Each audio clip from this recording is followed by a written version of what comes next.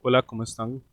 Les habla Roger Rodríguez Monge, yo soy residente de neurología de la Universidad de Costa Rica durante el año 2020 y el día de hoy vengo a traerles una revisión de tema en relación a uno de los síndromes más importantes de lo que es la parte de la epilepsia en la neurología y uno de los síndromes más frecuentes a nivel de lo que es el estudio de la epilepsia o en general, que sería en este caso la epilepsia mioclónica juvenil.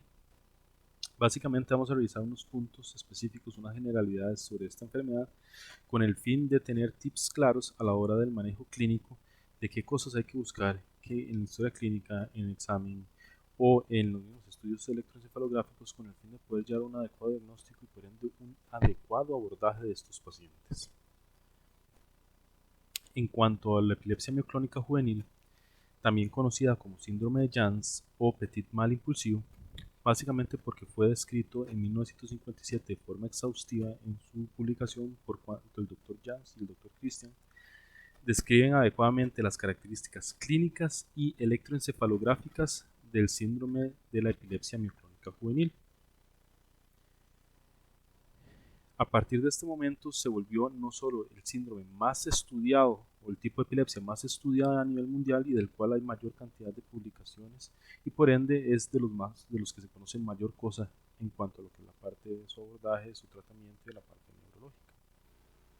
Y por esta misma razón es el hecho de que vamos a revisarlo en esta ocasión, porque también si vemos en cuanto a su epidemiología corresponde en un 25-30% de las epilepsias idiopáticas. Recordemos que el grupo de epilepsias idiopáticas es un grupo establecido por medio de la ILAE, que es la Liga Internacional en contra de la Epilepsia, en donde agrupa una serie de enfermedades, las cuales, como dice su nombre, son idiopáticas, pero que tienen una alta prevalencia. De esto, el síndrome más común va a ser la epilepsia mioclónica juvenil, pero también encuentro otras enfermedades como lo que son las ausencias benignas de la infancia, también como lo es la ausencia juvenil y también las epilepsias generalizadas idiopáticas, que hablaremos un poquito o mencionaremos un poquito más adelante. Pero no solo por eso, sino también que la epilepsia mioclónica juvenil corresponde al 10% de todos los tipos de epilepsia o todas las etiologías de epilepsia a nivel mundial, tomando en cuenta tanto las causas provocadas como las no provocadas. Entonces, si recordamos que la prevalencia de la epilepsia a nivel mundial es alrededor del 1%, entonces estaremos diciendo que para el 2020, julio del 2020, en este momento, la población mundial es alrededor de 7.800 millones de habitantes. Si le sacamos el 1% a eso, correspondería más o menos a 78 millones de personas en el mundo que tienen epilepsia. Y el 10% de 78 millones correspondería a alrededor de 7.800.000, que eso sería la cantidad de personas que tienen epilepsia mioclónica juvenil. Ahora, si eso lo llevamos para correlacionar un poquito más a 1.000 habitantes, estaríamos diciendo que alrededor de una persona va a tener epilepsia mioclónica juvenil por cada 1.000 a 2.000 habitantes. Entonces, es una patología tan común en el sentido de las patologías neurológicas que muy probablemente en nuestra práctica clínica como médicos generales, como residentes o ya como especialistas, vamos a tener que encontrar al menos un paciente con una epilepsia mioclónica juvenil o ya sea diagnosticada o por lo menos lograr hacer ese diagnóstico. Entonces, ¿qué es la importancia aquí? Que la epilepsia mioclónica juvenil es una enfermedad que se logra diagnosticar muy fácilmente si conocemos sus características. Si no, a pesar de que se logra diagnosticar muy fácilmente, va a ser una enfermedad que fácilmente podemos pasar por alto si no conocemos su clínica, si no conocemos su evolución y sus antecedentes. Y eventualmente, si no logramos reconocerla, el paciente va a tener un retraso en su diagnóstico y probablemente un retraso en su tratamiento y probable deterioro en su pronóstico. Otra de las características epidemiológicas de esta enfermedad es que inicialmente se hablaba de que no había una diferencia entre cuanto a lo que era género masculino y género femenino.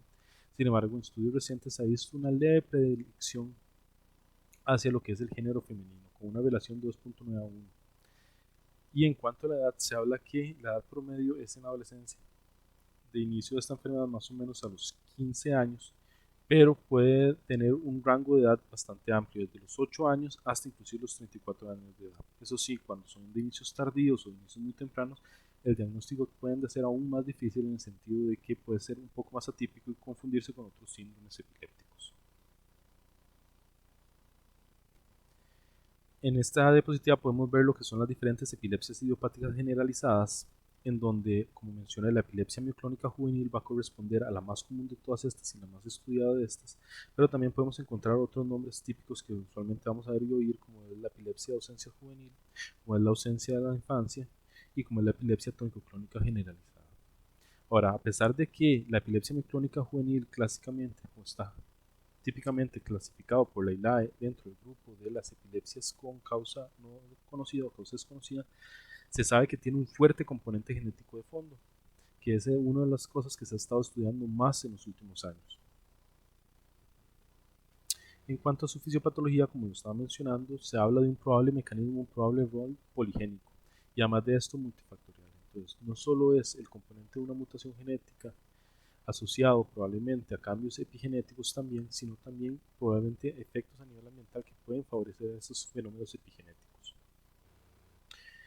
Se han mostrado, eso sí, se han reportado tanto casos esporádicos donde no hay antecedentes familiares de epilepsia mioclónica juvenil o de algún otro tipo de epilepsia, así como casos familiares en donde puede haber todo un amplio gama, un espectro de epilepsia en la familia, tanto de epilepsia mioclónica juvenil como pacientes solo con ausencias, otros con miocolmías, otros con crisis tónico-clónicas generalizadas, así como un fenotipo específico puro autosómico dominante en la epilepsia mioclónica juvenil. Entonces, nuevamente vemos un espectro bastante amplio de diversidad en cuanto a que la parte si hay herencia o no hay herencia en él. Por otro lado, se han descrito gran cantidad de genes y se han estudiado gran cantidad de genes, algunos establecidos inicialmente como asociados, pero posteriormente descartados, pero sí se puede hablar de que hay dos genes específicos, los cuales sí tienen una fuerte componente en los estudios de que realmente esté relacionado con el probable desarrollo de la enfermedad por su mutación. Se habla de lo que es el gen GABRA1, primeramente, que este es un gen que va a codificar para la subunidad alfa del canal GABA-A, que es un canal ionotrópico. Es un canal de iones negativos, en este caso aniones, principalmente para cloruro, y que está a estar estimulado por lo que es el GABA y por lo que es la glicina. Se ha visto que la mutación en esta subunidad lo que va a producir es una disminución de las corrientes inhibitorias en la membrana postsináptica. Entonces, ¿en qué se va a traducir esto? Si disminuyen las corrientes inhibitorias, la neurona o su membrana postsináptica va a ser más potencialmente excitable y por ende más fácilmente generar un potencial de acción y llevar toda una cascada de despolarización. Por otro lado, también está lo que es la mutación EFHC1, que se ha visto en el 9% de los pacientes con epilepsia mioclónica juvenil, que se ha visto que esta mutación va a codificar por lo que es la proteína de la mioclonina. Y se ha visto que esta mutación, principalmente en la mioclonina, va a producir una disminución en las corrientes de calcio tipo R, así como también afectar la división celular y lo que es la formación cortical. Por lo que se cree que al afectar la parte cortical, como vamos a ver más adelante, esto podría estar relacionado con algunos de los trastornos que se pueden ver en las resonancias magnéticas funcionales. Además de lo que son mutaciones puntuales a nivel de gen, se ha planteado la posibilidad de un rol de la epigenética o cambios a nivel epigenéticos que van a silenciar ciertos genes que no deberían estar silenciados o disminuir la actividad de ciertas áreas promotores de gen que eventualmente van a llegar a una menor transducción y una menor transcripción y eventualmente una menor transducción de ARN y van a producir que estos pacientes vayan a manifestar cambios en la formación, en la actividad de ciertos canales y eventualmente hacerlos más propensos a tener este tipo de epilepsia. Entonces se habla de lo que es un rol a nivel de lo que es epigenética en cuanto a metilación. Se ha visto en metilaciones de cotransportadores de cationes y cloruro, así como interacción en las zonas de promotor de genes de algunos genes importantes en lo que son canales de membrana. Por último, se ha visto que se tiene claro que los pacientes con epilepsia mioclónica juvenil no tienen ningún trastorno estructural importante a nivel de su estudio de neuroimágenes. En estudios de resonancia magnética funcional, por ejemplo, con el uso de la técnica de difusión de por tensión, se ha observado que hay ciertas anomalías. Principalmente lo que más se ha observado es una afectación de lo que es las vías más anteriores o frontales y se ha observado de forma anormal una disminución en, en la pérdida neuronal o una disminución en la pérdida de volumen cortical normal para la edad. ¿Qué quiero decir con esto? A esto me refiero que, por ejemplo, los pacientes con epilepsia mioclónica juvenil tienen una disminución más lenta de pérdida de volumen cortical con respecto a pacientes de la misma edad sanos, por así decirlo. ¿Y a dónde se ha visto específicamente esta pérdida de volumen o esta disminución de la pérdida de volumen cortical? Se ha visto a nivel frontotemporoparietal, en donde se ve más engrosada con respecto a controles de la misma edad. Se cree que estas mismas áreas están relacionadas en las comorbilidades tanto cognitivas y psiquiátricas que estos pacientes pueden presentar, que se hablará un poquito más adelante. Entonces, por ende, el hecho de que no haya una lesión estructural macro no quiere decir que no haya lesiones micro que podrían especificar asociadas a los trastornos genéticos y de epigenética. Sin embargo, todavía hay muchas cosas por estudiar y relacionar realmente la causa-efecto de estos cambios a nivel de lo que es la fisiopatología de la epilepsia. Ahora, la clínica es sumamente importante y es algo que como médico general, como residente o como especialista se tiene que tener muy claro. ¿Por qué? Porque si no se tiene esto claro va a haber un retraso de años en el diagnóstico de estos pacientes y ya vamos a ver por qué se presentan estos retrasos. Entonces, como lo mencionaba, la epilepsia miclónica juvenil vamos a tener un fenotipo de un paciente típico. Va a ser usualmente un paciente adolescente, sano, que no padece ninguna otra enfermedad, con un desarrollo totalmente normal, iniciando en su adolescencia y típicamente en mujer, aunque también se puede presentar en hombres. Hasta un 50% de los pacientes pueden tener historia familiar de uno o dos tipos de crisis convulsivas, ya sea ausencias, mioclonías, epilepsia, convulsiones tónico-clónicas generalizadas, no necesariamente típicamente una epilepsia miclónica juvenil. Entonces este es el típico paciente que vamos a ver. Estos pacientes van a tener mioclonías probablemente muchos años antes de que lleguen a consultar. El problema es que las mioclonías no va a ser la causa de la consulta del paciente. ¿Por qué? Porque estos pacientes no van a asociar esos movimientos a convulsiones. Usualmente la población va a asociar las convulsiones con los movimientos típicos o las crisis típicas tónico-clónicas generalizadas, no con las mioclonías. Entonces, las mioclonías van a ser el principal tipo de crisis y el que define esta enfermedad. Se va a presentar en el 100% de las personas y van a ser de predominio matutino, usualmente en la primera hora después de que el paciente se despierta. Ahora, no se van a dar cuenta, los pacientes no les va a prestar atención porque usualmente tiende a confundirlo con torpeza, pérdida de atención, con algún tipo de escalofrío, algún tipo de calambre que presentó y por ende no le va a dar importancia. Por lo que es muy importante que el clínico sea el cual busque e indague por la presencia de mioclonías en la historia clínica, preguntándole al paciente si ha tenido presencia de brincos de las extremidades, principalmente va a ser brincos de las extremidades o mioclonías de las extremidades superiores. En alguna medida mucho menor se puede presentar en las extremidades inferiores y usualmente el paciente va a tener historia de que cuando trata de agarrar una taza de café, un vaso con agua, le brinca y se riega todo, que es muy torpe y que siempre regañan por eso, o que cuando trata de rasurarse o peinarse no lo logra porque le está brincando el brazo. Ahora, típicamente estas no asocian pérdida de conciencia, eso es importante tomarlo en cuenta también. Ahora, la crisis que sí va a ser típica de estos pacientes, o por la cual los pacientes van a llegar a consultar, y la primera consulta se da cuando tienen la primera crisis tónico-clónica generalizada. ¿Por qué? Porque va a ser una crisis más llamativa semiológicamente, los pacientes van a decir, es una convulsión, los familiares cuando lo vean, y ahí va a haber una pérdida de conciencia y va a ser un poco más dramática. Se presenta hasta entre un 85 y un 100% de los casos, y nuevamente también va a ser de predominio matutino. Ahora, hasta un 16 o un 40% de los casos pueden tener algunas características atípicas en sus crisis tónico-clónicas generalizadas. Dígase que tenga el inicio clónico en un brazo y después se pasa a la otra, o que haya mayor aumento de tono en una extremidad que en otra. Pero esto no va a sacar o descartar el diagnóstico de una epilepsia miclónica juvenil para tenerlo en cuenta. El tercer tipo de crisis que estos pacientes presentan van a ser las ausencias. Usualmente van a ser ausencias típicas o típicamente, la redundancia, son ausencias típicas. Una ausencia típica no entraría dentro de lo que sería este diagnóstico o este tipo de síndrome. Recordemos que las ausencias típicas van a consistir de lo que es un inicio súbito con alteración de la conciencia moderada severa, sin pérdida del tono postural, y que de forma súbita también o abrupta vaya a finalizar con continuación del paciente de su actividad previa realizada antes de la crisis y sin memoria o amnesia de lo que pasó durante ese periodo de ausencia. Se habla que se puede presentar hasta un 40%, pero usualmente entre un 10 y un 20%, y estas pueden preceder hasta 5 años las mioclonías y las crisis tónico-clónicas generalizadas. Ahora, si se presenta muy tempranamente, por ejemplo, un paciente con 8 años, ahí puede haber un poco de problema porque va a entrar el diagnóstico diferencial de lo que son las ausencias de la infancia, va a entrar el diagnóstico diferencial de lo que serían ausencias juveniles, entonces puede que quede mal diagnosticado inicialmente y posteriormente haya que hacer un cambio en su diagnóstico cuando asocia en clínica un poco más florida. Y por último, en la clínica siempre es importante indagar por factores precipitantes. Entonces, en este caso, los factores precipitantes típicamente van a ser deprivación de sueño, consumo de alcohol y la estimulación fótica. La epilepsia mioclónica juvenil entra dentro de las epilepsias fotosensibles. Esto quiere decir que ante el estímulo luminoso a una frecuencia establecida, el paciente va a presentar fotoparoxismos y eventualmente va a desencadenar crisis convulsivas.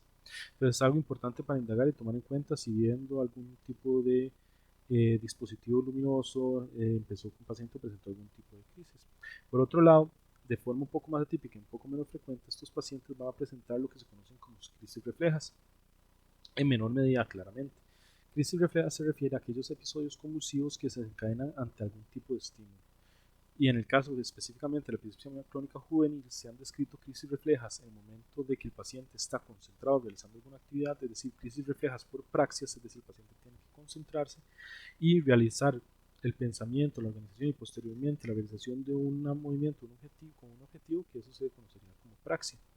O crisis reflejas, principalmente mioclónicas, cuando el paciente está hablando en ambientes estresantes. Entonces, crisis reflejas por hablar. Nuevamente el porcentaje es mucho menor y son poco atípicas. Y entrando dentro de este mismo paciente, hasta un 5% pueden tener historias de crisis febriles en infancia típicas. ¿Okay? Que eso no lo descartaría. Ahora, no solo hay trastornos o manifestaciones en el espectro neurológico, también podemos ver manifestaciones en el espectro de comportamiento y el espectro cognitivo. Se ha visto que las capacidades en general de los pacientes con la epilepsia mioclónica juvenil van a ser capacidades totalmente normales. Sin embargo, cuando ya se les aplican test neuropsicológicos, ha demostrado que hay afectaciones leves y moderadas a nivel principalmente de lo que son las funciones ejecutivas.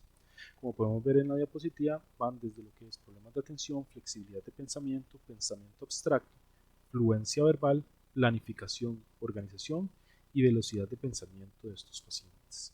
Claramente asociando a lo que es el engrosamiento de los cambios funcionales que se pueden ver en la resonancia a nivel frontal. Recuerden que la parte frontal es la que se asocia más a lo que es las actividades de las funciones ejecutivas. Ahora, se han planteado varias propuestas etiológicas ante estos trastornos a nivel de lo que son funciones ejecutivas y principalmente porque no se ha presentado en todos los pacientes con epilepsia mioclónica juvenil, sino en algunos casos, reportes de casos, y lo que se ha planteado es que puede ser que sea secundario al uso de sus antipilépticos, que los antipilépticos dentro de sus efectos adversos puede haber enlentecimiento y afectación de algunas funciones cognitivas, la frecuencia de las crisis si no se logra controlar, condiciones psicosociales y nivel educativo, porque se ha visto que estos cambios cognitivos no son perceptibles en los neuropsicológicos con pacientes que tengan más de 11 años de estudios académicos, por lo que entonces en cierto grado el nivel educativo podría influenciar en su nivel cognitivo y comportamiento. Y lo de la parte de la causa estructural relacionada con los estudios de resonancia magnética funcional que ya mencioné, en donde se veían engrosamientos o por lo menos mayor volumen de neuronal cortical a nivel de lo que sería frontal, temporal y parietal. La tercer espectro de manifestación es que va a tener también trastornos psiquiátricos asociados al síndrome epiléptico. Principalmente tiene un riesgo aumentado de comorbilidades psiquiátricas y desórdenes de personalidad. En cuanto a las comorbilidades psiquiátricas, hasta el 50% de los pacientes cumplen criterios para ser diagnosticados dentro de un síndrome de ansiedad o dentro de un trastorno de depresión mayor. Además de eso, un 20 y un 25% tienen rasgos de personalidad del grupo E. Recordemos que las personalidades del grupo E van a ser personalidades inestables emocionalmente, impulsivas, con alguna dificultad para aceptar las reglas sociales. Típicamente la personalidad antisocial, la personalidad borderline, la personalidad histriónica y la personalidad narcisista. Ahora, ¿qué estudios necesito yo realizar a este paciente para un adecuado abordaje en cuanto a lo que es el primer abordaje para el seguimiento de esto? Bueno, lo que sí se ocupa y es mandatorio es tener un electroencefalograma porque hay ciertos hallazgos tanto en el periodo interictal como en el periodo ictal que van a ser típicos de esta enfermedad. No van a ser patoneumónicos, pero van a ser típicos de la enfermedad y nos pueden ayudar en cuanto a lo que es la parte del diagnóstico. En cuanto al electroencefalograma interictal, podemos ver anormalidades hasta un 75% de los casos en un electroencefalograma al azar, es decir, en un momento dado. Sin embargo, si este electroencefalograma que se hace al azar sale normal, se recomienda que se haga un electroencefalograma con un tiempo más prolongado y durante la noche, porque es típico ver actividad epileptiforme. Cuando hablo de actividad epileptiforme me refiero a puntas, ondas agudas o ondas lentas durante el periodo nocturno, mientras el paciente esté durmiendo. ahí 100% van a tener alguna normalidad. Algo importante es que estos pacientes van a tener un electroencefalograma de base, es decir, la actividad basal va a ser totalmente normal, no va a estar enlentecida, no va a estar rápida, sino va a ser normal. Ahora, ¿qué es el patrón interictal típico que se puede ver? Va a ser un patrón de polipunta onda de 4 a 6 Hz de predominio anterior, es decir, hacia las derivadas que son más frontotemporales, más frontales. Tenemos que el 90% va a presentar fotosensibilidad y pueden presentar fotoparoxismo, es decir, la polipunta onda o puntas ondas al ser estimulados a ciertas frecuencias luminosas, y en algunos casos se han visto alguna actividad epileptiforme de forma simétrica o algunas descargas focales, inclusive hasta un 50%, que el hecho de que esto se encuentre en el electroencefalograma puede confundir al clínico o a la persona que lo está valorando, pero no contraindica el diagnóstico, es decir, no excluye el diagnóstico de epilepsia micrónica juvenil, se han descrito y pueden presentarse. En cuanto al electroencefalograma en el periodo ictal, básicamente si el paciente presenta mioclonía, lo que vamos a ver son polipuntas ondas de 3 a 4 Hz en la región frontocentral. Si la crisis es una clónica generalizada, lo que el paciente va a presentar va a ser una atenuación con disminución del voltaje y aumento de la actividad, una actividad rápida de tipo punta onda generalizada. Mientras cuando presenta ausencias, lo que va a presentar va a ser un patrón típico de punta onda, que es típico de las ausencias, pero va a ser mayor a 3 Hz, que usualmente es un poquito más lento de lo que sería el patrón de las ausencias de miembros. Por último, en cuanto a las neuroimágenes, como ya mencioné al inicio, no son necesarias para el diagnóstico y para el abordaje diferencial de una epilepsia micrónica juvenil. Entonces el TAC y la resonancia probablemente van a salir normales si lo estamos viendo desde el punto de vista estructural y no es necesario que yo lo mande si yo sospecho por historia clínica y por todos los antecedentes y el electroencefalograma esta enfermedad. Sin embargo, se ha visto que en la resonancia magnética funcional se puede observar esos cambios que habíamos mencionado de pérdida de un enlentecimiento normal en la pérdida del volumen cortical según la edad. Otra cosa importante a mencionar en cuanto a neuroimágenes es que si por alguna razón se mandó el estudio por alguna característica típica y se encuentra con una lesión estructural, pero el paciente cumple con todas las características clínicas de antecedentes y electroencefalograma muy típico de la epilepsia hemocrónica juvenil, esto no va a contraindicar el diagnóstico. ¿Por qué? Porque probablemente ese hallazgo incidental estructural no está en relación con la generación de la epilepsia que está presentando en este paciente. Simplemente están coincidiendo en el tiempo. En cuanto al diagnóstico, entonces, lo vamos a hacer por medio de una historia clínica típica con sus antecedentes típicos y preguntando nuevamente por historia de mioclonías e historia familiar, un examen neurológico normal, un electroencefalograma con un patrón típico y con una actividad basal de fondo normal, y recordar siempre que el no conocer todas sus características va a ser una causa del retraso en el diagnóstico. Tener en cuenta que causas de retraso es que el paciente no va a consultar por las mioclonías porque lo va a ver como algo normal, como parte de su torpeza.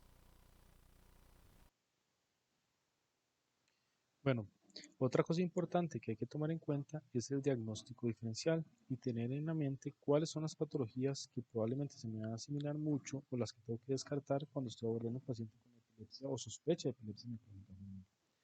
Primero que todo, bueno, un paciente puede tener una crisis convulsiva aislada tónico-clónica generalizada que va a entrar o estamos obligados a hacer todo el abordaje diagnóstico de una crisis nueva, igual como va a pasar porque se está debutando con una epilepsia micrónica con una crisis tónico-clónica generalizada. Además de eso, también entra dentro del diagnóstico diferencial los demás síndromes epilépticos idiopáticos generalizados, las ausencias infantiles, lo que son las ausencias juveniles y pues lo que es la epilepsia generalizada tónico-clónica idiopática.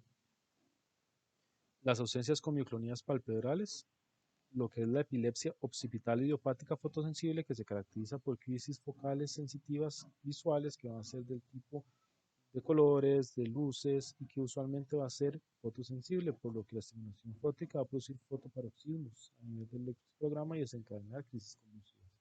Pero es este quinto punto, lo que son las epilepsias mioclónicas progresivas, las cuales tenemos que tomar en mente y tener en cuenta principalmente cuando yo diagnostico a alguien con epilepsia micrónica juvenil, pero no se comporta como yo esperaría que se comporte y tiende a progresar y volverse refractario e inclusive asociar deterioro cognitivo, ya me hace pensar que probablemente estoy entre alguna de estas entidades, que básicamente van a ser estas que están mencionadas acá: la enfermedad de la fora, la lipofuscinosis, mitocondriopatías y principalmente lo que es la epilepsia mioclónica con fibras rojas rasgadas, la enfermedad de Gaucher, la atrofia dentato-rubro-pálida-lisiana, que es muy poco común, y además de eso puede asociar algunos trastornos del movimiento que van a ser más característicos, y la enfermedad del Lumbar-Ulrich, que se van a caracterizar básicamente que estas enfermedades van a tener un inicio muy similar a la epilepsia micrónica juvenil con los mismos tipos de crisis, pero van a tender a progresar en el tiempo, a hacerse cada vez más difícil su control con polifarmacia, van a volverse refractarias y eventualmente asociar deterioro cognitivo. Ahí es el punto donde hace pensar que probablemente se trata de alguna de estas entidades. Y por último, en cuanto al tratamiento, es una epilepsia de muy buena respuesta al tratamiento. Usualmente se controla bastante bien. Es un tratamiento, eso sí, de por vida y en el momento en que se trate de quitarle el medicamento, probablemente haber recaídas de esto, por lo que es importante ser claro y sincero con los pacientes en el momento del diagnóstico y la importancia del uso del tratamiento de por vida. La primera línea es el valproato, el cual ha demostrado en los estudios clínicos que tiene una efectividad por arriba del 80% y es altamente superior a los otros medicamentos utilizados, como la lamotrigina, el topiramato, la sonezamida y el levetiracetam. Ahora, el problema del valproato en este sentido es que tiene efectos adversos bastante importantes y en el tipo de población de la epilepsia crónica juvenil meta, que sería en este caso mujeres jóvenes, adolescentes, en periodo reproductivo o en etapa fértil, los efectos adversos del valproato no son los deseados para esta población, por lo que sí es muy importante que la decisión de iniciarlo o no es una decisión conjunta. ¿Qué efectos adversos podemos ver? El más importante es el riesgo de teratogenicidad aumentado hasta un 4% a dosis bajas y puede llegar hasta un 30% a dosis altas. El riesgo de síndrome ovario poliquístico, aumento de peso, anovulación, resistencia a la insulina, tremor, alopecia, acné, hirsutismo, y también falla hepática y falla pancreática. Estos son más idiosincráticos, no se van a presentar siempre, pero todos los demás mencionados son síntomas que un adolescente probablemente no va a desear tener y probablemente va a afectar su adherencia al tratamiento. Por eso es importante tenerlo en considerarlo. En segunda línea vamos a tener el levetiracetam, la lamotrigina y el topiramato. Y aquí hago dos acotaciones. La lamotrigina está subrayada porque se ha reportado en casos en algunos pacientes que podría empeorar las crisis neoclínicas, pero no en todos se ha reportado bien. Y el topiramato es uno de muy mala adherencia, principalmente por sus efectos cognitivos que puede dar en estos adolescentes, principalmente en la parte de atención y memoria. Además, hay ausencia de estudios comparativos con lo que se puede recomendar uno sobre otro en cuanto a lo que es efectividad o cuál es superior. También se puede plantear la posibilidad de una terapia de combinación, usualmente cuando ya se entra un criterio de refractoriedad, es decir, que se ha probado con dos medicamentos que ya tienen efectividad comprobada en estudios de una monoterapia y ha sido un control parcial o no satisfactorio. Ahora, es diferente que haya un fallo en una primera terapia porque no logró controlar las crisis a que el paciente dejó de tomarlas debido a los efectos adversos. Es importante tomarlo en cuenta. Una de las combinaciones más efectivas es la combinación de valproato-lamotrigina por el efecto potenciador que hay, cada uno de ellos se hace, pero también potencia sus efectos adversos. Entonces hay que tener en cuenta esto porque también aumenta el riesgo de teratogenicidad de este tipo de combinación. La combinación que nos va a permitir dar los dos medicamentos a dosis inclusive más bajas, aprovechando sus efectos farmacocinéticos o ciclotromos. Y en lo que es la glucuronidación. Por otra parte, las benzodiazepinas han demostrado ser efectivas como coayuda para el control de las mioclonías cuando estas no se logran controlar en la primera línea, tanto el clobazam como el clonazepam. Y algo importante, por más tratamiento farmacoterapéutico que uno le dé a estos pacientes, es importante que haya cambios en el estilo de vida, evitando lo que son los precipitantes, los exacerbantes, como es la privación de sueño, el consumo de alcohol y como lo es la fotoestimulación cuando son crisis o cuando son pacientes muy fotosensibles. Y por último, este punto es algo que quiero que se les quede claro y que nunca se les olvide, es que hay que evitar antiepilépticos que tengan mecanismos bloqueadores de canales de sodio, como la carbamazepina, fenitoína, oxcarbazepina, y también la GABA y otros medicamentos con otros mecanismos como lo que es la gabapentina, vigabatrina, pregabalina y tiagabalina. ¿Por qué? Porque se ha visto que estos exacerban las crisis de ausencia de micronías y van a alterar tanto la calidad de vida como el control de la enfermedad de sus pacientes. Entonces es muy importante, si se sospecha una epilepsia crónica juvenil, no dar de primera línea estos medicamentos a sus pacientes porque y básicamente esta es el fin de la revisión que les traía acerca de epilepsia micrónica juvenil.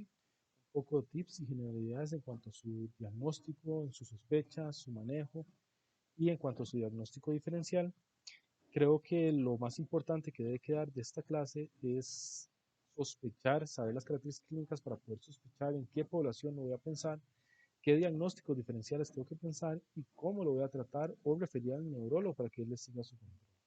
Espero que la presentación y la revisión del tema haya sido de provecho y que les pueda servir mucho en sus prácticas clínicas y me despido. Muchas gracias.